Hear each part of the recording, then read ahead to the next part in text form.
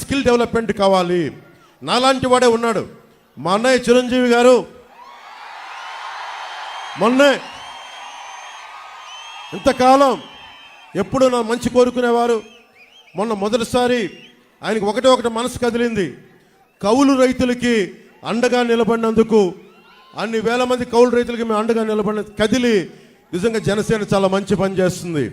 ఎలాంటి కూటమి మీకు బాగుండాలని కోరుకుంటూ నాకు ఒక 5 కోట్ల రూపాయలు జనసేన పార్టీకి విరాళంగా ఇచ్చారు. ఏ సందర్భంలో చెప్తున్నానంటే స్కిల్ డెవలప్మెంట్ ఉద్దేశించి చెప్తా ఉన్నా. మీలో నాకు తెలియదు, మీలాగే నాకు ఏం కోరికలు లేవు, ఏం అవ్వాలో నాకు తెలియదు.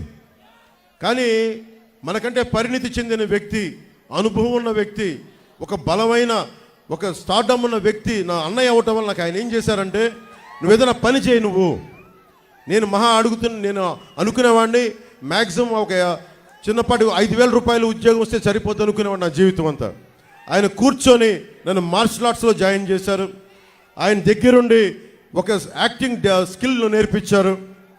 అవన్నీ నేను కూర్చొని నేర్చుకొని మీ గుండెల్లో స్థానం సంపాదించుకున్నాను. ఆ స్థానం సంపాదించుకోవడమే కాకుండా నేను పాలిటిక్స్లో వచ్చి ఓట్లు విడిపోకుండా, ఓట్లు చీలిపోకుండా మీ భవిష్యత్తు కోసం కష్టపడుతున్నానంటే ఒక్క స్కిల్, ఒక్క యాక్టింగ్ స్కిల్ ఒక్కటి నేర్పిస్తే అది నా ఒక్కడికి ఉపయోగపడాల. కొన్ని వేలాది మంది కౌలు రైతులకి 3-4 సినిమాలు చేసి దాంట్లో నుంచి వచ్చిన డబ్బుని కౌలు రైతులకి అండగా నిలబడ్డాం.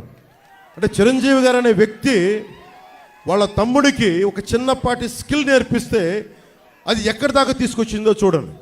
కొన్ని కోట్ల మంది ముందు నిలబెట్టే స్థితికి తీసుకొచ్చింది.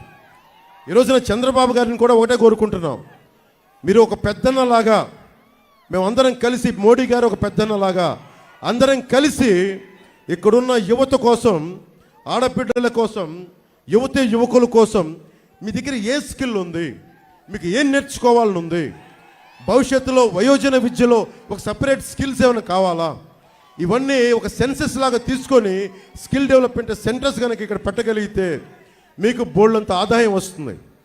మనకు బైబిల్లో ఒక సూక్తి చెప్తారు, చేపని ఇవ్వడం కాదు, చేపని పట్టి ఇవ్వడం నేర్పించుకోమని. మేము కోరుకుంటుంది సంక్షేమ పథకాలు ఏది ఆపం. నేను సభలో కూడా చెప్పారు చంద్రబాబు గారు, సంక్షేమ పథకాలు ఏది ఆపం. 10 రూపాయలు ఎక్కువ ఇస్తామే తప్ప 10 రూపాయలు తగ్గించే పని మేము చెయ్యం. ఇది మీరు మనస్ఫూర్తిగా నమ్మండి. ఎందుకంటే సొంత డబ్బుల్ని కౌలు రైతులకు ఇచ్చిన వాళ్ళం. అలాంటిది 4 దశాబ్దాల సుదీర్ఘంగా ఈ రోజున ఆయన అనుభవం, సంక్షేమం ఎంత బలంగా పనిచేస్తారో మీ అందరికీ తెలుసు. ఒక ఉద్దానం సమస్య మీదే ఆయన దృష్టికి తీసుకెళ్తే 48 గంటల లోపలే ఉన్నతాధికారులందరినీ పిలిచి దానికి ఒక పరిష్కార మార్గం కనుక్కున్నారు. ఈ రోజున కూడా అదే పరిష్కార మార్గం వాళ్ళు పెంచుకుంటూ వెళ్తూ ఉన్నారు. అందుకని నేను కోరుకుంటుంది, నేను ఎక్కువ మాటలు చెప్పను మీకు. దశాబ్ద కాలం నుంచి మీ భవిష్యత్తు కోసం పనిచేస్తూనే ఉన్నాను. దశాబ్ద కాలం 2 చోట్ల ఓడిపోయినా కానీ మీ ముందు నిలబడే ఉన్నాను. ఒక్కసారి అడుగుతున్నాను, ఇంటికి వెళ్ళి అందరూ